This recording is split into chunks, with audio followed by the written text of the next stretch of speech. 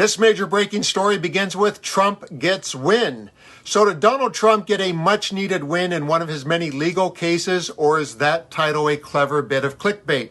I'll reveal the answer in just a minute, but first let's unpack some context for the story that involves Donald J. Trump consistently crossing the line of what's considered acceptable for a defendant to comment on. So let's begin this session with the definition of a gag order. A gag order is defined as a legal order by a court restricting information or comment from being made public. It is something that Donald J. Trump is very familiar with. For example, several months ago, Judge Tanya Chutkan, the federal judge overseeing the former president's election interference case, issued one on Trump, and here's the breakdown from Legal Eagle. Trump has been gagged multiple times by the court.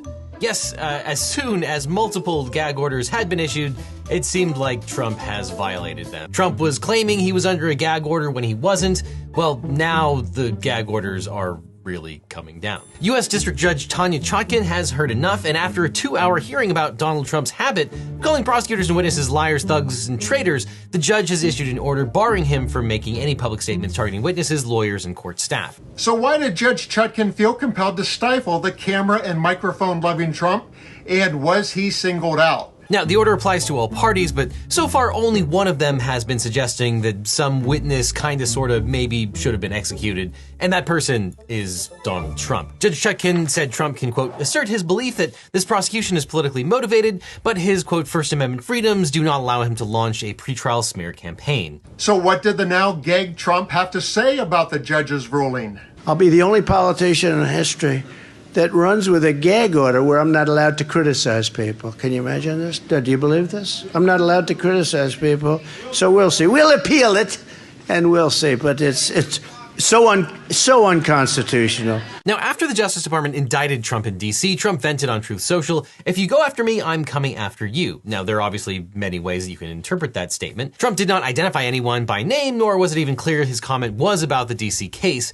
He could have been talking about any of the people on his enemies list, such as Barack Obama, Hillary Clinton, or the editors who dropped him from the Forbes 400 list. And more recently, in the Stormy Daniels hush money case, Judge Merchan issued a gag order against Trump a few weeks before the start of the trial after prosecutors raised concerns about his habit of attacking people involved in his cases and possible influence on the jury pool. And in this clip from Forbes, I'll let Trump explain the gag order in his unintentional comedic style while he strains to read the teleprompter. I was recently informed that another corrupt New York judge, Juan Merchan, gagged me. That's gagged like you can't talk. But he gagged me with respect to a case that everyone, including the DA, felt should never have been brought. Plenty of people have gagged me recently because when I talk in New York, I explain to the people and they understand these cases are all rigged. It sounds fair, doesn't it, to be gagged, but it's not. It virtually never happens. It only happens to me because I'm able to tell people what's happening, and those people get extremely angry with what's happening. This judge should be recused, and the case should be thrown out. He's totally conflicted. There's never been a judge more conflicted than this one. There has virtually never been anything like it. Thank you very much. And now let's fast forward to today in that so-called Trump win. What caught my eye was the Raw story headline that read, "Trump gets win," as hush money judge relaxes gag order. It goes on to say the judge overseeing former President Donald Trump's criminal hush money trial loosened his gag order Tuesday. And here's a report from ABC with the top line information. Breaking news. A New York judge partially lifting the gag order on former President Donald Trump in his hush money case. The revised order will now let Trump speak publicly about witnesses in the case, including Stormy Daniels and Michael Cohen, as well as the jury. But restrictions are still in place on statements about prosecutors. Trump is set to be sentenced in this case July 11th after he was found guilty on all 34 counts last month. And for those of you who want all the juicy details, Here's a complete breakdown. I've read the 5-page decision, and I would divide it into this. I would think about it this way.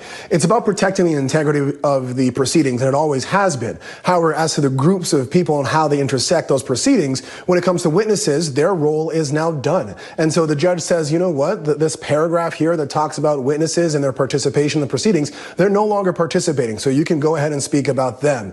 Also said the same about the jury, however, left in place one of the rulings that they could not release public or personal information about those jurors. So that's not going to be kept out. But for prosecutors and court staff, they're still participating in these proceedings because they're not done until July 11th. And so I think that's why here is important at this time to release certain people from the protection of that gag order, but still maintain others while the proceedings in many ways are still continuing until the 11th. So does this qualify as a complete win for Trump, or is there more to it that gives us hope that left untethered, he will self-destruct? But what about this? If President Trump's sentencing hasn't happened yet, and he goes back out there and starts talking, as we saw him do before, about Stormy Daniels, Michael Cohen, whomever, the jury, could it affect his sentence in any way? Yes. It absolutely can.